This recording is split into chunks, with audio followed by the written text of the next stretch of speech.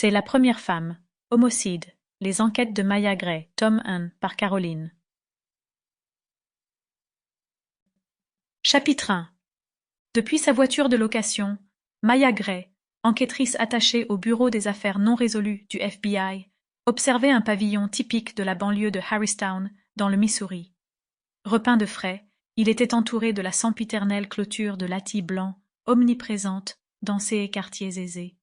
Le genre de propriété qu'agents et développeurs immobiliers se plaisaient à vanter comme la quintessence du rêve américain, bien que rien de tel n'ait jamais figuré dans les rêves de Maya. Numéro 13. Elle consulta une dernière fois la copie du dossier qu'elle avait enregistré sur son téléphone pour vérifier qu'elle était bien à la bonne adresse, se repassant mentalement les détails de l'affaire. Même si ce n'était qu'une visite de routine, elle tenait à avoir toutes les informations en tête. C'était une affaire comme une autre.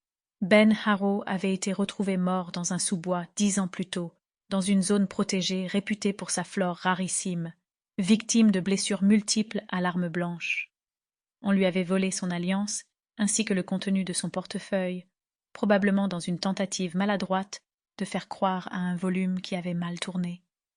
Maya savait déjà tout ça, mais elle parcourut à nouveau le dossier pour s'assurer de n'avoir manqué aucun détail. Elle devait rencontrer aujourd'hui Timothy Jamison, ami de la victime. D'après le dossier, les enquêteurs l'avaient déjà interrogé à l'époque. Maya allait devoir lui reposer les mêmes questions auxquelles il avait déjà répondu, et elle doutait qu'il lui apprenne grand-chose de nouveau. Elle prit une grande inspiration, puis remonta l'allée jusqu'à la porte d'entrée, et sonna. Il s'écoula plusieurs minutes avant qu'une réponse ne lui parvienne, malgré la Toyota garée devant la maison qui semblait indiquer que son propriétaire était là. Maya s'imagina Jamison, l'observant par le Judas ou une caméra de surveillance, tentant de déterminer s'il serait bien judicieux de lui ouvrir. C'était dans ces cas-là que l'apparence physique de Maya se révélait utile.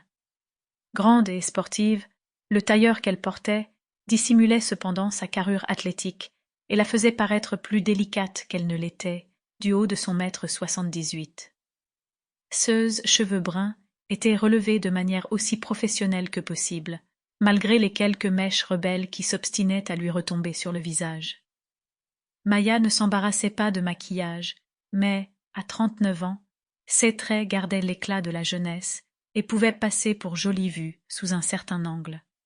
Elle avait tendance à arborer un sourire en coin perpétuel, même lorsque la situation ne s'y prêtait pas.